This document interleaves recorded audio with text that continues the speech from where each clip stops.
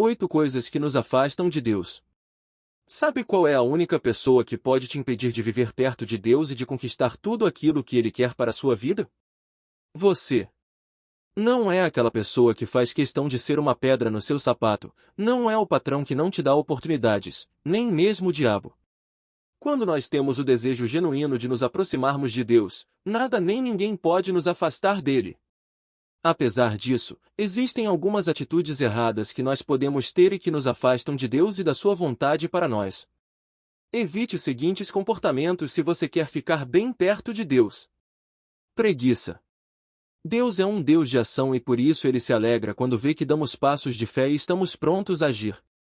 A Bíblia fala claramente contra a preguiça e o mal que ela pode causar nas nossas vidas. Provérbios 6, 9 e 11 diz: Até quando você vai ficar deitado, preguiçoso? Quando se levantará de seu sono? Tirando uma soneca, cochilando um pouco, cruzando um pouco os braços para descansar, a sua pobreza o surpreenderá como um assaltante, e a sua necessidade sobrevirá como um homem armado sobre você. A preguiça não prejudica apenas o nosso desenvolvimento pessoal e financeiro, mas pode ser fatal para a nossa vida espiritual. Por exemplo, a preguiça pode nos impedir de orar e de ler a Bíblia, o que nos deixa frios espiritualmente, ou seja, mais distantes de Deus. Faça um esforço, estabeleça um plano e separe um tempo para orar e ler a palavra. Não é sábio querer começar orando e lendo a Bíblia durante 2 horas, mas comece com 10 minutos por dia e vá aumentando aos poucos. Com o passar do tempo, Deus vai trabalhar na sua vida e você vai se sentir mais forte e mais perto dele. Fofoca. A fofoca é falar sobre aspectos da vida de uma ou mais pessoas sem o seu consentimento. Pode ser revelar segredos de alguém ou até mesmo inventar histórias sobre outras pessoas. Essa atitude normalmente causa discórdia e desunião entre as pessoas, e por isso é um pecado perante Deus. Por esse motivo, a Bíblia nos adverte a não fofocar e a evitar pessoas fofoqueiras. 2 Timóteo 2,16 diz: Evite as conversas inúteis e profanas, pois os que se dão a isso prosseguem cada vez mais para a impiedade. Provérbios 20:19 diz: Quem vive contando casos não guarda segredo, por isso, evite quem fala demais. Mesmo que uma pessoa esteja cometendo um erro, falar sobre isso nas costas com outras pessoas não vai ajudá-la nessa situação. Deus conhece a intenção do nosso coração e, se queremos realmente ajudar, podemos falar diretamente com a pessoa, ou então simplesmente orar por ela. Se as nossas palavras não servem para edificar, é melhor não dizer nada. Efésios 4:29 diz: Nenhuma palavra torpe saia da boca de vocês, mas apenas a que for útil para edificar os outros, conforme a necessidade, para que conceda graça aos que a ouvem. Inveja. A inveja é uma das obras da carne que são descritas em Gálatas, o que significa que é um pecado e que devemos eliminar das nossas vidas se queremos viver perto de Deus. Ter inveja de alguém é querer ter algo que não é nosso, e isso muitas vezes causa um sentimento de desgosto quando alguém é bem-sucedido em determinada área da sua vida. Gálatas 5:21 diz: E inveja, embriaguez, orgias e coisas semelhantes.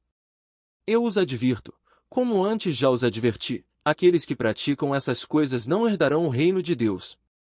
Um dos segredos da felicidade, e a melhor forma para combater a inveja, é o contentamento.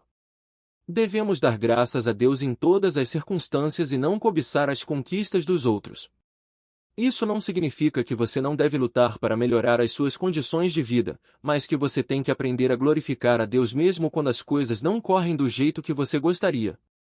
Filipenses 4:12 diz: Sei o que é passar necessidade e sei o que é ter fartura. Aprendi o segredo de viver contente em toda e qualquer situação, seja bem alimentado, seja com fome, tendo muito, ou passando necessidade.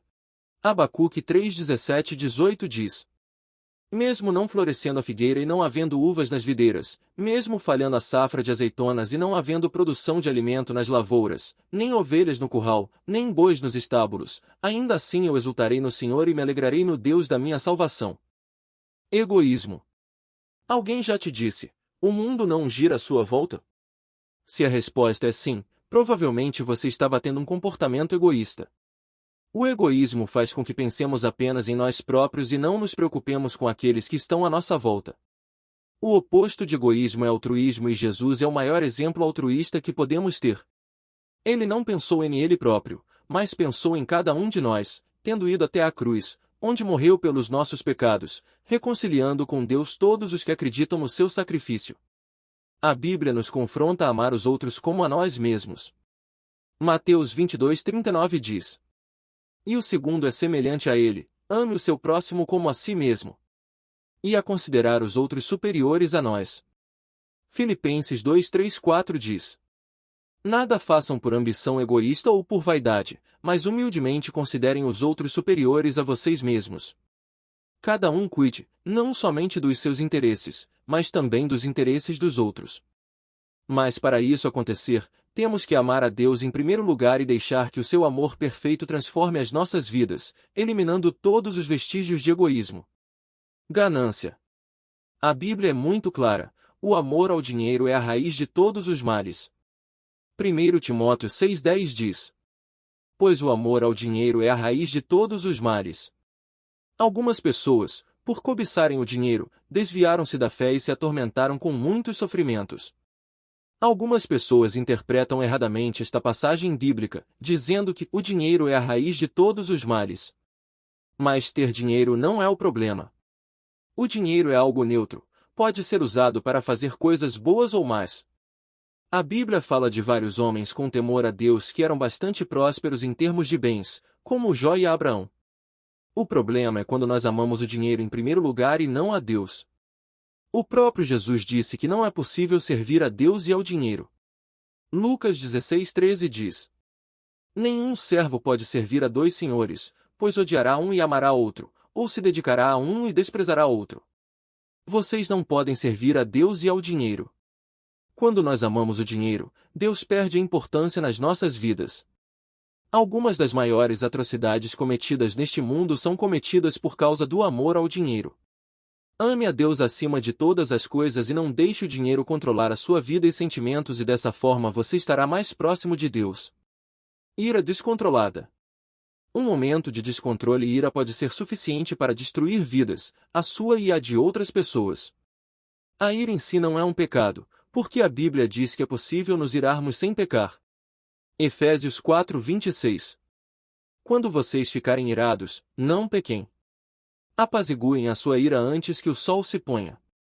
Há momentos na nossa vida em que é normal nos irarmos com alguma situação. Até Jesus se irou quando viu que os mercadores faziam negócio na casa do seu pai.